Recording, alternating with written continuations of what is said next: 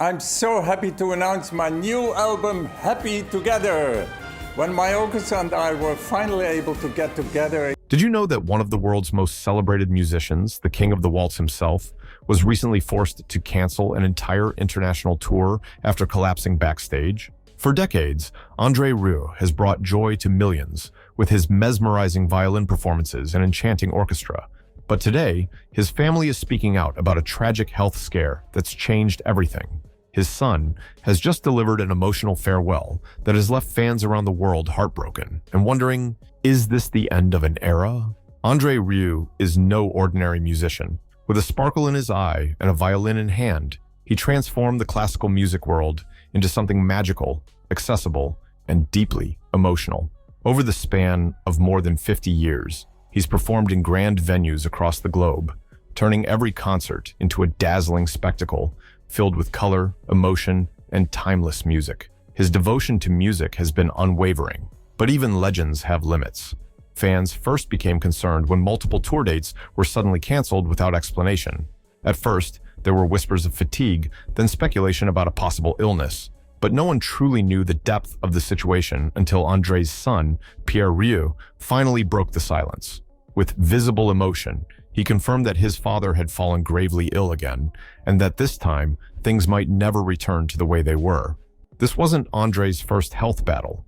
Back in 2010, during what should have been a relaxing holiday in Belgium, André was jolted awake by an overwhelming sensation of dizziness. The room spun uncontrollably around him, and by morning, he was barely able to stand. For a man who had never missed a day of work and believed that sheer happiness could guard him from illness, the event was both shocking and sobering. Doctors diagnosed him with a vestibular nerve infection, a condition that affects the inner ear and destroys the body's sense of balance. Even a common cold could trigger it, and for André, it meant months of debilitating symptoms, canceled shows, and an uncertain future. He was forced to step back, reevaluate his life, and focus on healing. But healing didn't come easy. Determined not to give up, André sought treatment from specialists and even listened to advice from devoted fans.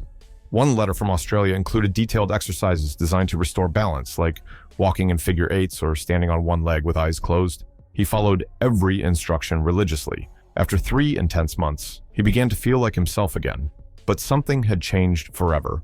The experience led to a complete lifestyle overhaul. André took a pen and created 2 lists. Things he loved and things he didn't. The first list was short and filled with music. The second, long and cluttered with business meetings, interviews, and non-essential obligations. He made a promise to himself. From now on, he would only do what brought him joy. But that promise would be tested again, years later. In 2024, anticipation was sky high as André and his orchestra returned to Mexico after a 6-year absence. Fans across the country packed venues, eagerly awaiting the magic only André could deliver. The first 2 concerts in Mexico City went off beautifully, but behind the curtain, the maestro was struggling. Just hours after the second performance, André collapsed. The high altitude, brutal travel schedule, and lack of rest had caught up with him. He had come down with a severe flu, complete with a high fever and total exhaustion.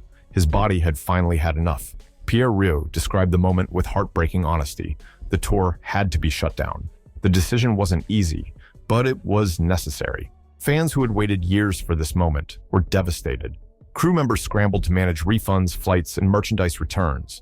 Some performers went from standing in front of 10,000 fans to hearing overnight that it was all over. The entire team flew home early. For André, it wasn't just about the lost shows. It was a wake-up call. At 74, his body couldn't handle the grueling demands of global touring anymore. Backstage after his last concert in Mexico, he reportedly turned to his wife and said something no fan ever wanted to hear. "I don't think I can do this kind of tour again." André's legs had been shaking. His body was sending warnings loud and clear, and this time, he couldn't ignore them. He returned home to Maastricht, the town that had always grounded him. Surrounded by family, André focused on recovery. His son Pierre remained at his side, managing communications and giving fans updates. For many, the fear wasn't just about the concerts. It was about whether André would ever return to the stage at all. This wasn't the first time André's schedule had exacted a heavy toll. In 2016, rumors of a relapse swept the internet after several concerts were abruptly canceled. But that time, the cause wasn't André's health. It was the death of one of his orchestra members. The loss hit him deeply. His orchestra isn't just a group of musicians, it's his family on the road. When tragedy strikes, it affects him to the core. More recently, in 2025, André was set to perform at the Motorpoint Arena in Nottingham, UK, when yet another emergency occurred. A member of his orchestra suffered a heart attack just hours before the show. André was devastated. The show was canceled, and fans were once again reminded of how fragile life can be, even for a man as seemingly unstoppable as André Rieu. The repeated scares took their toll, and this time, the decision came not from the stage, but from the heart. André knew he had to slow down. His team made a difficult but necessary call to reconsider long-distance tours like those in Mexico or Australia. While upcoming shows in Chile, Argentina, and Colombia were still being planned, each new destination would now be carefully weighed. Back in Maastricht, André found peace in familiar places. His famous summer concerts at Vrijthof Square still drew massive crowds. There, at home, he could control the environment, rest when needed, and perform without the crushing demands of international travel. For André, these performances weren't just concerts, they were lifelines. During his downtime, he rekindled an old hobby, baking. A passion discovered during the global lockdowns, baking became a source of joy and therapy. He even appeared on the Dutch version of the Great British Bake Off, charming fans in a new way. But when asked if he'd consider swapping his violin for an apron, he laughed. Music, he said, was in his bones. Nothing could replace it. André's routine changed too. Fewer interviews, fewer press events. The spotlight remained, but only where it mattered, on the music. He confessed that when his schedule got too full, his old symptoms would return. The room would spin, his balance would falter. It wasn't just stress, it was a health hazard. He's been dealing with this for over 2 decades, and now it's clear. If André wants to continue performing, he has to protect himself. That means saying no more often. It means listening to his body before it's too late. Still, his spirit remains unshaken. In a recent interview from his castle in Maastricht, André joked that he was only halfway through life, despite being 74. His dream? To live until 140. He still brims with ideas, tour plans, and dreams of connecting with fans in new ways. But now, every step is measured. When asked what truly matters to him, he didn't hesitate. His orchestra, his family, his music. That's it. Everything else is noise. André Rieu's impact on the classical music scene can't be overstated. At a time when many believed classical music was fading from popular culture, he gave it a heartbeat. He reinvented how audiences engage with orchestral music, transforming stuffy concert halls into electrifying arenas of joy, laughter, and raw emotion. His concerts aren't just performances, they're unforgettable experiences. And now, with his health in question, each appearance feels more like a gift than ever before. There's a deep sense of nostalgia surrounding André's journey. Those who followed his career from the beginning often speak of the way his music made them feel, transported, elated, alive. Whether it was a sweeping Strauss waltz or a soulful solo, his violin seemed to speak directly to the heart.